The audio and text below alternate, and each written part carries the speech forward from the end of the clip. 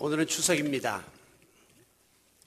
전국적으로 고향을 찾는 귀성객들이 하늘과 땅과 바다를 통해서 북새통을 이루고 있습니다. 여러분들이 고속도로를 타고 가시는 분들은 이렇게 가득히 메워졌는데, 어저께 서울 시내는 이렇게 한산한 곳이 있었다고 하는 보도를 보았을 것입니다. 여러분들도 다 마음이 들뜨고 또 바쁘시겠지만, 특별히 하나님의 전을 향하여 달려나온 발걸음이 하나님께 기억된 바 되고 하나님이 예비하신 놀라운 은혜가 이 예배를 통해서 여러분의 삶 속에 임하게 되시기를 주님의 이름으로 축원합니다. 우리 인간에게는 누구나 소위 귀소 본능 그리고 회귀 본능이라는 게 있습니다. 그 동물들은 마치 연어가 마지막에 산란할 때가 되면 자기의 고향으로 되돌아와서 알을 낳고 죽는 것처럼, 인간들은 자기 고향으로 돌아가고 싶어하는 그런 마음들을 누구나 지니고 있습니다. 최근에 그 이산가족 상봉을 앞두고 있는 실향민들이 그토록 두고 온 북녘 땅을 밟고 싶어하고, 또 헤어진 혈육들을 만나기를 갈망하는 마음을 헤아릴 수 있을 것 같습니다. 오늘 본문 15절에 보면 그들이 나온 바 본향을 생각하였더라면 돌아갈 기회가 있었으려니와, 그들이 이제는 더 나은 본향을 사모하니 곧 하늘에 있는 것이라. 나온 바 본향, 더 나은 본향이라고 하는 본향이라는 단어가 나오고 있습니다. 본향이라는 말의 뜻은 사전에 찾아보면 본디의 고향, 그렇게 돼 있어요. 본래에 처음 우리가 태어난, 떠나온 그 자리를 뜻하고 있는 것입니다. 자, 우리 성도에게는 두 종류의 본향이 있습니다. 첫째는 나온 바 본향 그랬어요. 이거는 과거에 우리가 태어나서 자랐던 땅 위의 고향을 의미하는 거예요. 그런데 두 번째는 더 나은 본향을 사모한다라고 했습니다. 이것은 하늘에 있는 장차 우리가 들어가게 될 본향을 뜻하는 것입니다. 그러나 근본적으로 본향이라는 것은 우리들이 처음 하나님께로부터 왔기 때문에 하늘나라를 상징하는 거죠. 땅 위에 본향이 있고 하늘의 본향이 있지만 우리의 진정한 본향은 하나님의 나라라고 말할 수가 있습니다. 자, 오늘 본문이 들어있는 히브리서 11장은 소위 믿음장이라고 불리우는 유명한 성경입니다. 맨 앞에 보면 믿음은 바라는 것들의 실상이요 보지 못하는 것들의 증거니 선진들이 이로써 증거를 얻었느니라 하면서 이제 창세기부터 쭉 믿음의 선배들의 이야기가 기록되어져 있습니다. 그 중에 앞서 8절에 보면 믿음으로 아브라함은 부르심을 받았을 때 순종하여 장래의 유업으로 받을 땅에 갈 바를 알지 못하고 나아갔으며, 우리 믿음의 조상 아브라함의 이야기가 기록되어 있는데요, 오늘 본문은 이 아브라함의 이야기를 배경으로 하고 있는 것입니다. 자, 아브라함의 이야기를 우리가 다시 한번 되새기려면 창세기 12장으로 거슬러 올라가야 해요. 거기 보면 창세기 11장에서 하나님께서 바벨탑 사건을 통하여 인류의 모든 도전을 멸하신 이후에 새로운 역사를 이루시는데 바로 아브라함을 부르십니다. 하루는 하나님께서 아브라함을 불러서 너는 본토 친척 아비의 집을 떠나, 즉 내가 태어나서 자라난 고향 땅을 떠나라. 그리고 내가 지시할 땅으로 가라 라고 말씀합니다. 이거 보통 어려운 이야기가 아닙니다. 그 당시에는 태어나면 거기서 평생 사는 거예요. 뭐 이주한다 이런 거는 상상할 수가 없죠. 그런데 하나님께서 그 모든 것을 뒤로한 채 내가 지시하는 땅으로 가라 이렇게 말씀하셨습니다. 그런데 아브라함은 앞뒤를 가리지 아니하고 또 뭐 구차하게 변명하거나 계산하지 아니하고 말씀에 즉각 순종하여 자기가 지금까지 태어나서 자라났던 그 고향 땅을 과감하게 떠났습니다. 그날 이후로 줄곧 아브라함은 본문 9절에 나오는 말씀처럼 마치 이방 땅에 있는 것 같이 약속의 땅에 거류했다 그랬어요. 이방 땅에 사는 것 같은 삶을 살았다는 것이죠. 즉 평생 동안을 남의 땅에 사는 것 같은 심정으로, 또 남의 집에 얹혀 사는 것 같은 심정으로 언제라도 떠날 준비를 갖추며 살았다고 하는 것입니다. 그가 이 세상의 땅에 안주하지 않았던 이유가 있습니다. 그것은 본문 10절에 보니까 그 앞에 하나님이 계획하시고 지으실 터가 있다는 하나님의 성을 바라보았기 때문이에요. 오늘 본문 마지막 16절도 하나님이 한 성을 예비하셨다. 그런데 아브라함은 그 성을 바라보았습니다. 그게 무엇일까요? 하늘에 있는 본향입니다. 하나님이 예비하신 하늘나라를 바라보았기 때문에 땅에 있는 집과 땅에 아브라함은 연연하지 않았다고 하는 것이죠. 그렇습니다. 오늘 아브라함의 후예로서 하나님을 믿는 우리 성도들은 절대로 이 육신의 땅, 이 세상의 땅에 안주하려고 해서는 안 됩니다. 왜? 이 세상의 땅은 영원히 안주할 수 없는 이방의 땅과 같은 곳이기 때문에, 그리고 이 땅에서의 삶은 한순간 스쳐 지나가는 나그네의 여정에 불과하기 때문에 우리는 이 세상에, 이 땅에 영원히 안주하려고 해서는 안 되고 또 그럴 수도 없습니다. 그러므로 성도는 반드시 내가 돌아가야 할 본향이 있다라고 하는 사실을 믿어야 돼요. 그리고 이 땅에서 사는 마지막 그 순간까지 이 세상에서는 거룩한 순례자의 삶을 살아야 되고 영적인 귀성객으로서 하나님 나라를 사모하는 마음을 가지고 살아야 마땅한 줄로 믿습니다. 이것이 우리 그리스도인의 정체성이에요. 그러므로 오늘 하늘 본향을 사모하며 살아야 될 영적인 귀성객들인 우리는 과연 어떤 자세를 지니며 살아야 될 것인가? 오늘 이 추석을 맞아서 함께 묵상해 보려고 합니다. 자, 먼저 우리 그리스도인들은 죽음을 준비하는 마음 자세를 갖추고 영적인 순례의 길을 걸어가야 합니다. 오늘 13절 상반절 말씀해 보니까 이 사람들은 다 믿음을 따라 죽었으며, 그래서 이 사람들은 이 앞에 나오는 많은 믿음의 조상들, 성경에 나오는 인물들이 있는데 이 사람들의 공통점은 믿음을 지키며 살다가 다 죽었다. 한 사람도 예외 없이 다 죽었다라고 밝히고 있습니다. 성경 속에 나오는 인물들을 기록한 성경 구절을 보게 되면 한결같이 이렇게 기록되어 있습니다. 아무개가 몇 세에 죽어 어디에 장사되었더라. 그리고 그 사람의 스토리가 끝나요. 모세는 120세에 모압 땅에서 죽어 벳부얼 맞은편 골짜기에 장사되었더라. 모세의 후계자 여호수아는 110세의 죽음에 딥낫세라에 장사되었더라. 끝이에요. 저들이 믿음을 지녔던 안 지녔던, 저들이 큰 일을 했던 그렇지 못했던 간에 사람은 누구든지 예외 없이 언젠가 죽습니다. 이것이 바로 인간에게 주어진 명제예요. 그럼에도 불구하고 어리석은 인간들은 다른 사람은 몰라도 나는 영원히 살 것처럼 착각해요. 장례식장에 가서도 그저 죽은 분에 대해서 조의를 표하고 안 됐다고 그러고 나오면서도 자기는 전혀 그 죽음과 상관이 없는 것처럼 착각을 하며 사는 것이 바로 우리 인간들의 연약함입니다. 아이러니컬한 것은 지금 이 추석 기간에 많은 이들이 돌아가신 분들, 조상분들을 기억하고 추모하는 일들을 위해서 고향으로 돌아가고 또 묘소를 찾습니다. 그런데 내년 통계에 보면 바로 이 기간에 가장 많은 사람들이 교통사고로 죽고, 그리고 지나친 과음, 과식 혹은 과로로 인해서 사망하는 일들이 생겨나고, 또 어떤 분들은 벌초하려고 갔다가 벌에 쏘여서 죽기도 하고, 또 어떤 사람은 모처럼 형제간에 모여서 지내다가 그만 무슨 논쟁이 벌어져 갖고 살인사건에 의해서 희생당하는 사람도 꼭 생기고, 그리고 어떤 사람은 또 여러 가지 대화 속에서 자기 감정을 이기지 못하고 스스로 자살하는 그런 분들도 생겨나는 것이 바로 이 기간입니다. 죽음을 기억하는 이 시간에 가장 많은 사람들이 죽어나간다는 것이죠. 여러분, 요즘은 과거 그 어느 때보다도 과학과 의학이 발달되어 있습니다. 제가 얼마 전에 보니까 그 컴퓨터에 이제 지능의 기능이 들어가는 거예요. 그래서 꼭 시키지 않은 것도 이제 만들어내요. 창의적인 그런 일들을 하기 시작합니다.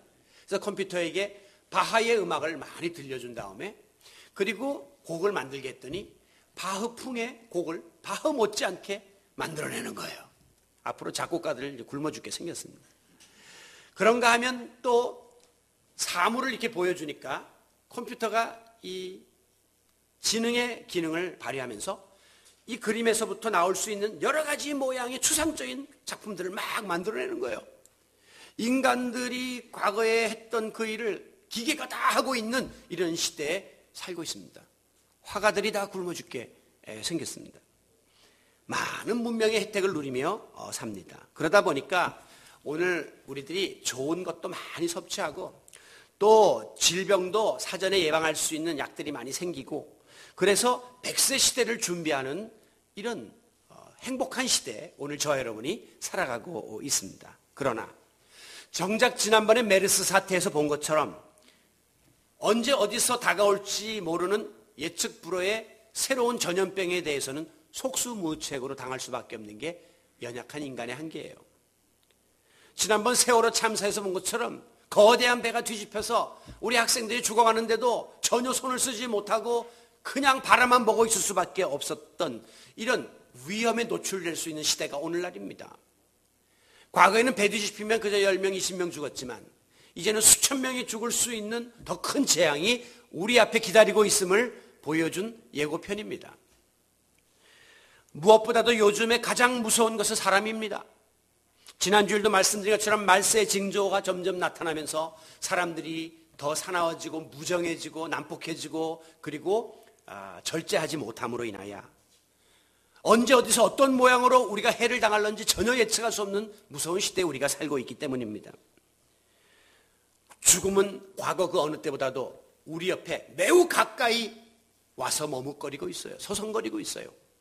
벌건 대낮에도 길거리에서도 사람이 많은 주차장에서도 죽음을 맞이할 수 있는 이런 시대가 오늘 이 시대입니다. 그러므로 이 좋은 세상에서 마냥 100세를 누리며 살 것이다 라고 생각하는 그런 기대는 희망사항에 불과한 것이죠. 지금 프란치스코 교황이 미국에 방문 중입니다. 그런데 그는 과거 우리나라에서 그랬던 것처럼 이 약 6억 5천만 원 정도의 이 교황 전용 방탄차를 타지 아니하고 약 3천만 원 정도에 불과한 이 피아트 경차를 타고 있습니다. 많은 사람들이 주변에서 교황이 암살에 노출될 수 있다고 우려합니다. 그런데 이 프란치스코 교황은 내가 이 비싼 이 방탄차를 차지 않는 이유를 이렇게 말합니다. 이 마치 정어리 통조림 같이 생긴 이 방탄차가 사람들과 사람 사이에 벽을 만들어 분리시키기 때문에 나는 이 안에 갇혀서 사람들을 상대하기 싫다는 거예요.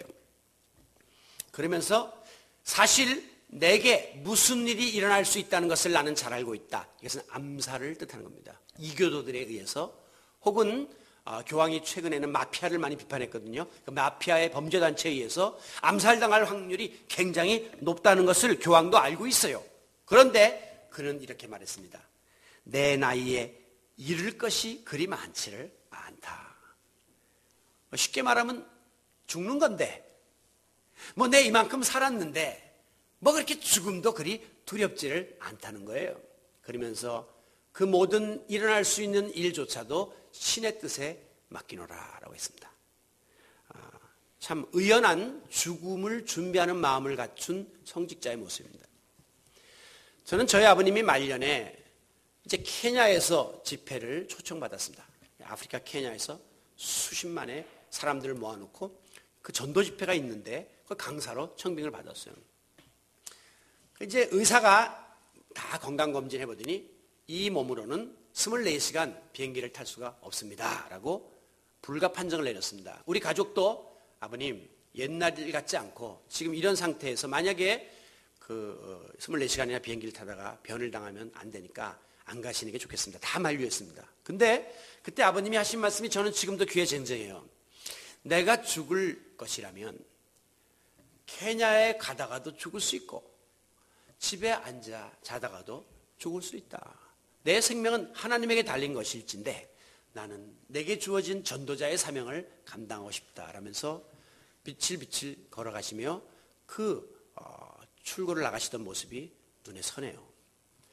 여러분, 오늘 죽음은 우리에게 언제 어디서 어떤 모양으로든지 다가옵니다. 믿음의 조상들도 다 죽었어요. 그러나 우리는 이 같은 죽음에 대해서 늘 준비하는 마음을 가지고 의연하게 죽음을 맞이할 수 있어야 합니다. 왜? 이 죽음은 곧 우리를 하늘 본향으로 인도해주는 통로이기 때문에, 관문이기 때문에 우리는 어여시 죽음을 준비하고 맞이할 수 있는 영적인 귀성객의 삶을 살아가는 성도 여러분이 되시기를 바랍니다.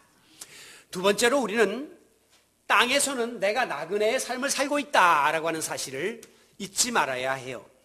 13절 하반절에 보면 땅에서는 외국인과 나그네임을 증언하였으니 라고 말씀하고 있습니다. 외국인은 남의 나라에서 임시 거주자의 신분으로 거주하는 그런 체류하는 사람을 말하는 거예요. 그러므로 아무리 외국인이 본국 사람 흉내를 내려고 한들 본국 사람이 될 수도 없고 따라갈 수도 없습니다. 이방인에 불과한 것이죠. 간혹 보면 우리나라 사람들이 서양 사람들 흉내를 내기 위해서 머리를 노랗게 물들이거나 눈을 크게 성형하거나 또 옷을 아주 이렇게 서구식으로 입고 돌아다니는 분들이 있지만, 그러나 그 서양 사람이 볼 때는 여지없는 동양인인 거예요. 아무리 외모를 꾸미고 다닌다 할지라도 이방인 취급을 받을 수밖에 없는 겁니다. 미국에서 태어난 우리 2세들을 보면 굉장히 정체성의 혼란을 많이 갖고 있어요. 왜냐하면 내 피는 한국 사람인데 나는 미국에서 태어났고 또 미국 시민권을 갖고 있단 말이죠. 한국말도 부모님으로 인해서 좀 하고 음식도 먹지만 그러나 또 미국적인 모든 것에 젖어 있단 말씀이죠. 그러니까 도대체 내가 누군가라고 하는 자기 아이덴티티에 대해서 굉장히 회의에 빠지게 될 때가 많아요. 한국에 와서도 영어를 확 하면 사람들이 눈치를 주면서 저거 생긴 게 한국 애들이 왜 영어를 씹으랴 그러고 욕을 하고, 또 미국에서는 미국 사람 행세를 해도 어디 가든지 눈치 젖은 동양인의 그 틀을 벗어날 수가 없는 그런 정체성의 위기에 빠져 있습니다. 여러분, 이 나그네는, 외국인은 그 외국인의 취급을 받을 수밖에 없는 거죠. 나그네, 성경의 다른 번역에는 길손이라고 했는데 길손은 뭡니까? 그 길 떠나는 사람, 손님이에요. 그래서 임시거처에 잠깐 머물다가 또다시 그 다음 목적지를 향하여 지나가는 소위 통과 여객이지 거류민이, 거주자가 아니라는 것입니다. 아브라함은 이 같은 나그네 의식을 세상에 대해서 갖고 있었습니다. 땅 위에서의 삶, 이건 내가 영원히 살 것이 아니다. 그렇기 때문에 내가 여기에 집착하거나 안주하려고 들지 않았습니다. 심지어 그의 아내 사레가 127세 죽어요. 그때 헷족속에게 부탁하기를, 나는 당신들 중에 우거하는 자여 나그네이니 내게 매장지를 주어 내 아내를 장사하게 해달라. 아브라함은 이 땅에서 아내를 묻을 땅 한 평이 없었습니다. 그렇기 때문에 헷족속에게 매장지를 요구하고 거기에다가 자기 아내를 묻는 그런 철저한 나그네의 삶을 살았던 것이죠.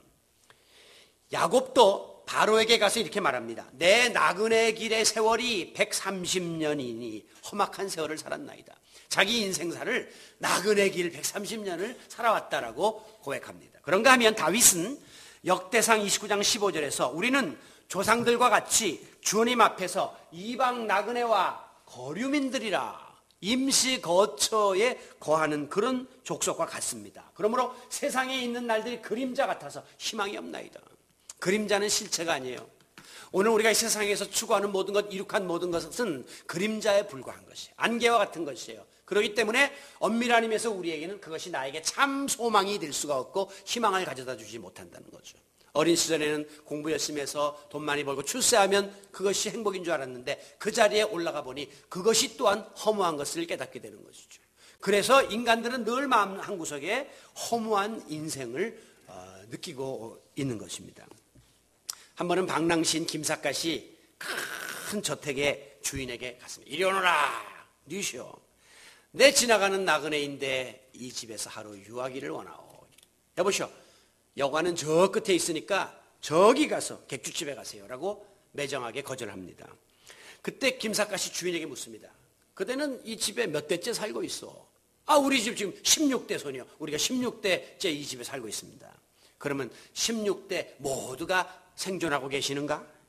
여보시오, 정신 나간 소리 하지 마세요. 다 돌아가셨고 당대 지금 우리 가족만 함께 살고 있습니다.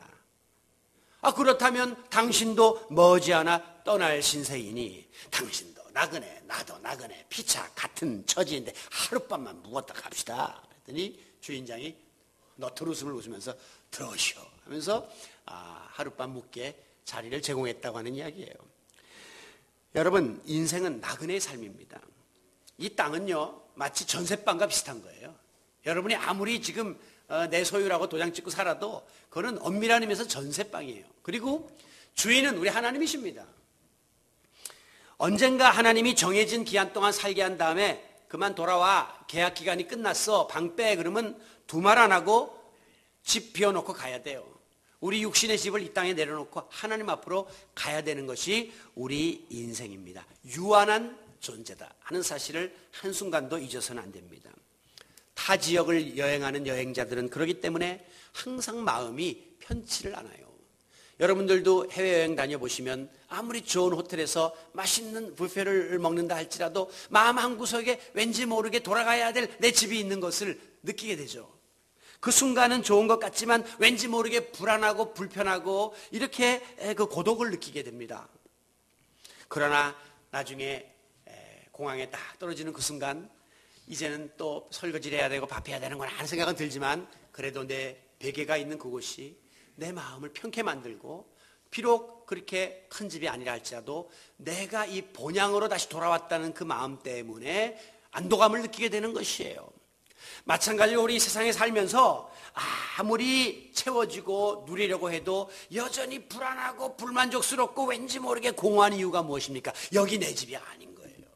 결국 하나님 품에 안겨서 본향으로 돌아가야 진정한 평안과 쉼이 기다리고 있다는 사실을 믿으시기 바랍니다. 그러므로 우리는 이 세상에서의 삶은 하나님이 정해주신 기간 동안만 살 수 있는 제한된 인생이라는 사실을 잊지 말고 땅 위에서의 삶은 나그네와 임시 거류민처럼 여기며 살았던 아브라함과 같은 그런 심정을 가지고 이 세상에 너무 집착하지 말고 땅 위에 너무 많은 것을 쌓아두려고 하지 말고 기대거나 의지하거나 집착하지 말고 의연하게 인생을 살아가는 나그네 의식을 한순간도 놓지 마시기를 바랍니다. 세 번째로 우리는요 더 나은 본향을 사모하는 영적 귀성객이 되어야 합니다. 오늘 말씀의 포인트라고 볼 수 있죠. 오늘 제목은 사모하고 싶습니다. 뭘 사모하느냐? 더 나은 본향이 있음을 기대하고 바라보고 사모하며 살아야 된다는 것입니다. 15절, 그들이 나온 바 본향을 생각하였더라면 돌아갈 기회가 있었으려니와. 아브라함이 나왔던 자기 땅으로 다시 돌아가려면 얼마든지 돌아갈 수 있었습니다. 거기는 아직도 아브라함 명의의 많은 땅이 있었고 큰 집이 있었고 큰 재물들이 거기 아직도 친척들에 의해서 관리되고 있었기 때문이에요. 그러나 아브라함은 그곳에 가면 얼마든지 다시금 행복한 삶을 살 수도 있고 친척들과 재회할 수도 있고 또 남은 생에 발 뻗고 편하게 지내다가 마을 뒷산에 얼마든지 묻힐 수 있었습니다.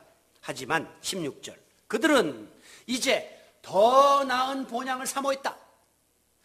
과거의 본향, 땅의 본향, 육체의 본향으로 돌아가려고 한 게 아니라 더 나은 본향, 미래에 있는 하나님 나라를 사모했다는 게 곧 하늘에 있는 그 본향을 바라보았다고 하는 것입니다. 여러분, 여기서 사모했다 하는 이 말은요, 이 말의 뜻은 목을 길게 빼고 막 바라보는 그런 거를 사모한다고 합니다. 우리가 아이들이 운동회를 하거나 혹은 무슨 공연 같은데 우리 아이들이 나오면 사람들 회중들이 많고 그러면 안 보이니까 막 고개를 빼고 유달리 그 순서가 되면 막 들여다보는 사람들, 그 부모예요. 자기 자녀들을 향한 그런 사모하는 마음을 표현하는 거죠. 그런가 하면 사랑하는 사람이 오랫동안 해외에 나가서 근무하다가 이제 다시 재회하게 될 때에 그 공항에 문이 열릴 때마다 들여다보면서 혹시나 그 눈이 마주칠까 사모하는 그런 마음을 뜻하는 거예요. 여러분, 아브라함은 애초에 오랫동안 자기가 몸담고 살았던 고향을 떠나버렸습니다. 그 말은 아브라함이 그동안 그 고향에서 이루었던 모든 성공과 거기 쌓아놓았던 모든 것들에 대한 미련이 없었다는 걸 보여주는 거예요. 거기 미련이 있으면 못 떠납니다. 아무리 하나님이 너 본토 친척 아비의 집을 떠나라, 아니 하나님 그 말씀 삼가세요, 떠날 때가 따로 있지. 여기서 내가 평생 동안 조상 때부터 잔뼈가 굵어오고 여기 내 모든 게 내 어디로 갑니까? 라고 그 당시에 하나님께 항변할 수밖에 없는 거예요. 그러나 아브라함은 예 하고 떠났다는 거는 내가 여기에 미련이 없다는 거예요. 여기에 미련이 없다는 건 뭐예요? 하나님이 약속하신 거기에 대한 미련을 가지고 있다는 겁니다. 또 다른 미련이 있기 때문에 이걸 버릴 수 있었던 거예요. 제가 간혹 예를 들죠. 어린아이들 키워보면 애들이 처음에는 먹는 거 과자, 초콜릿 같은 거를 되게 좋아합니다. 그래서 달라 그러면 안 주고 막 자기만 숨어서 먹습니다. 그런데 그 아이에게 인형을 딱 주면 언제 그래도 초콜릿 확 버리고 인형을 움켜줍니다. 왜? 이제 이거 안 본다는 거예요. 내 앞에 더 좋은 게 나타났다는 거예요. 그 인형 갖고 막 놀다가 그 다음에는 리모컨으로 해갖고 자동차 그죠? 인형 막 버립니다. 움직이지 못하는 거. 그리고는 그거 가지고 또 막 빠집니다. 왜? 더 좋은 것, 더 나은 것을 사모하는 마음이 인간에게 있기 때문이에요. 아브라함이 지금 내가 이 땅에서 이룩한 모든 것보다 상대 안 되는 하늘 본향이, 하늘에 있는 이 본향이 있는 것을 알았는데 이걸 왜 여기 집착하겠습니까? 왜 돌아보겠습니까? 그냥 버리고 저 나라를 사모하는 그런 마음을 가지고 살 수 있었던 것이죠. 여러분, 오늘 우리에게는 바로 하늘나라를 사모하는 그 마음이 있어야 돼요. 강렬해야 됩니다. 그 마음이. 우리는 하나님 나라의 백성으로서 내가 하나님 나라 갈 수 있다고 하는, 그리고 하나님 나라에 내가 주인공이 될 수 있다고 하는 사모하는 마음이 있으면 이 땅에서의 모든 것에 대해서 초연할 수 있는 거예요. 그러니까 방탄차 안 타도, 조그만 차 타도 행복한 거예요. 그러니까 배불리 못 먹어도 행복한 거예요. 그래서 초막이든 궁궐이든 주님이 계신 곳이 하나님 나라가 되고 하나님 나라를 바라는 마음이 우리의 마음을 지배하는 그런 성도의 삶을 살아갈 수 있게 되는 것입니다. 이번 연휴 때 인천공항을 통해서 출국한 사람의 수가 인천공항 개항일에 최고로 많다고 합니다. 얼마나 좋겠습니까? 우리 교회도 오늘 아마 고향 간 사람도 있지만 또 그렇게 이 기회를 통해서 해외 나간 분들도 계실 거예요. 그런데 이 해외여행을 하다 보면 꼭 들어갈 때 입국 수속을 합니다. 그런데 세 가지 물어봐요. 첫째는 어디서 왔냐? 너 어디서 왔냐? 그래도 우리가 코리아 다 써야 돼요. 서울이라고 다 써야 돼요. 출발지를 물어봐요. 그 다음에 뭐 하러 왔냐? 용무가 뭐냐? 비즈니스냐? 그냥 투어냐? 아니면 뭐 가족 방문이냐? 그래갖고 쓰라 그래요. 목적을 거기다 쓰게 만들어요. 용무를. 그 다음에 이제 세 번째 중요하게 그게 뭐냐면 다음 행선지가 어디냐 하는 거예요.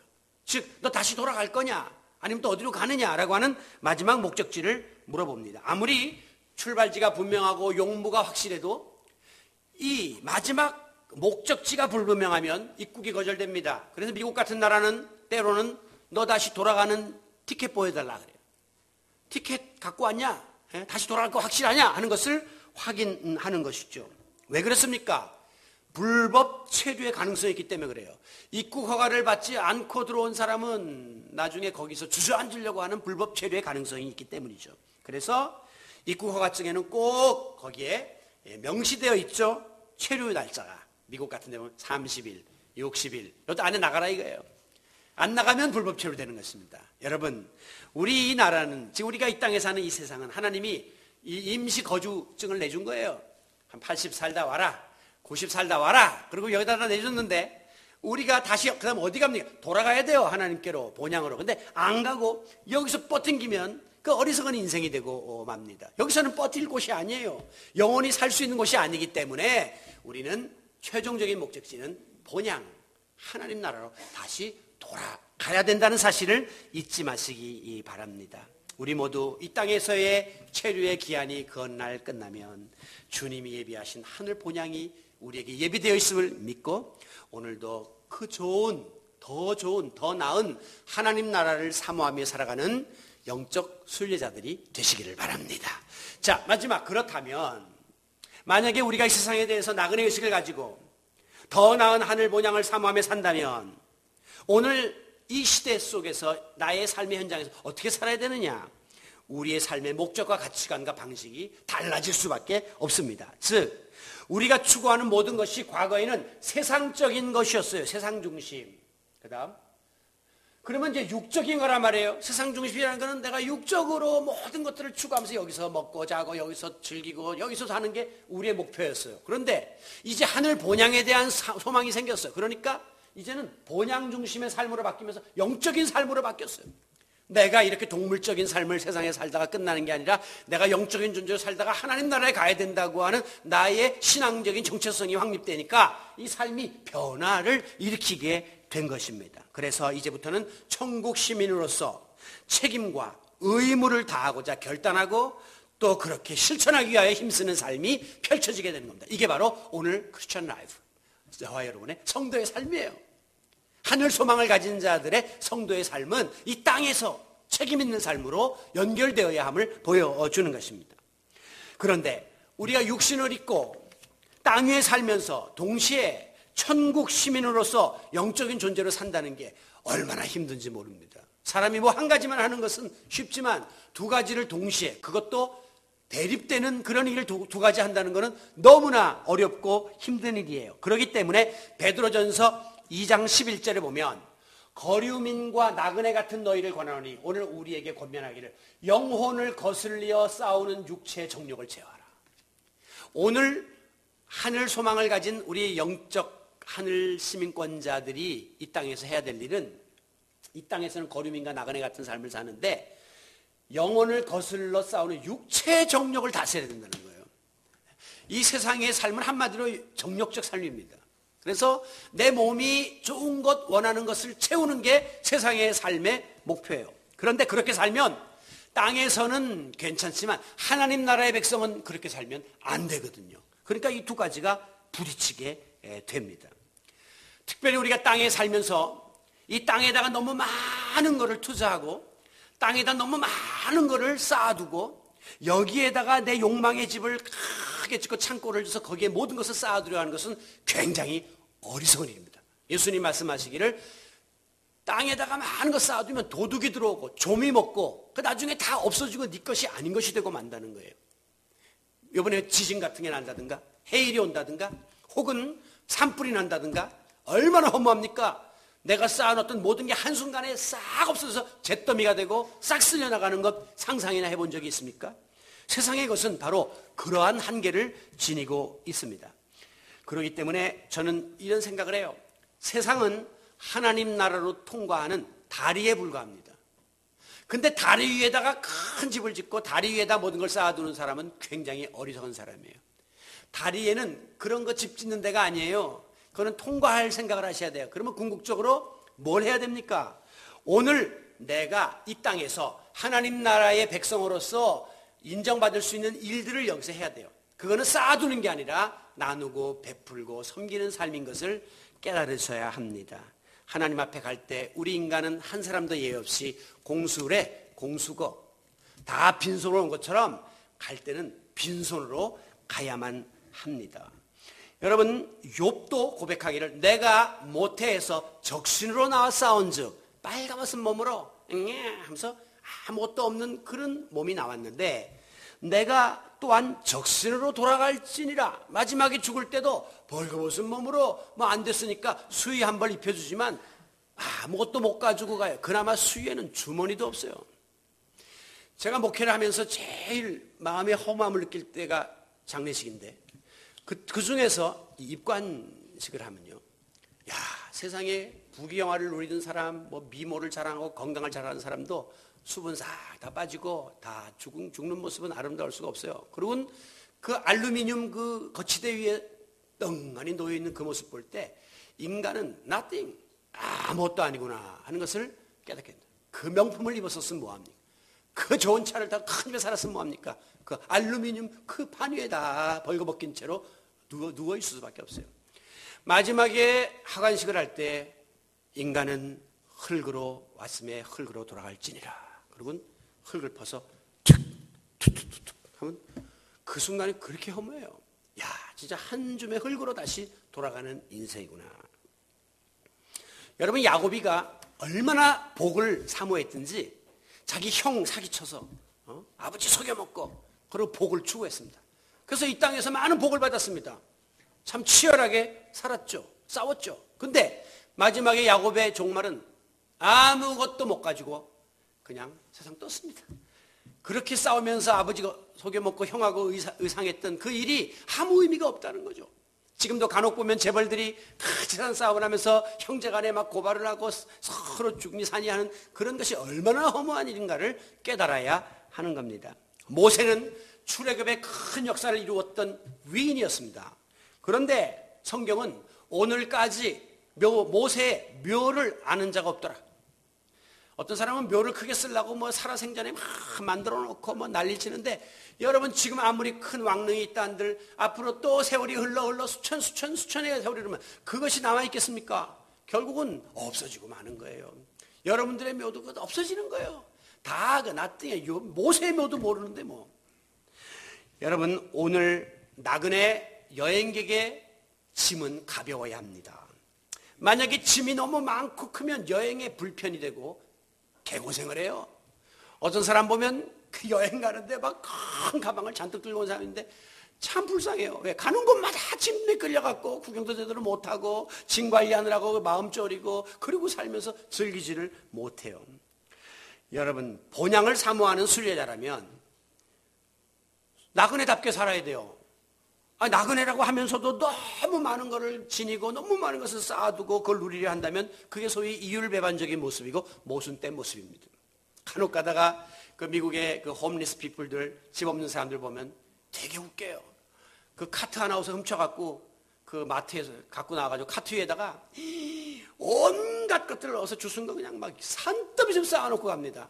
집 없는 사람은 집 없는 사람으로 살면서 그날 한 끼 한 끼 얻어먹는 게 그게 그들의 본분이고 그들의 그 존재의 실존이에요. 그런데 그런 사람들이 욕심 있어갖고 남이 버린 거 갖다가 후라이팬 필요도 없고 요리에 뭘 주도 없는데 후라이팬 너 갖고 다니고 아무 데서나 자면 돼요. 보로받고 깔고. 근데 뭐 어디 가서 또 뭐 베개 뭐 배낭 같은 거 잔뜩 갖다 놓고 그리고 너무 과다한 짐을 끌고 다니는 걸 보면 저게 오늘 우리 인간의 실존이구나.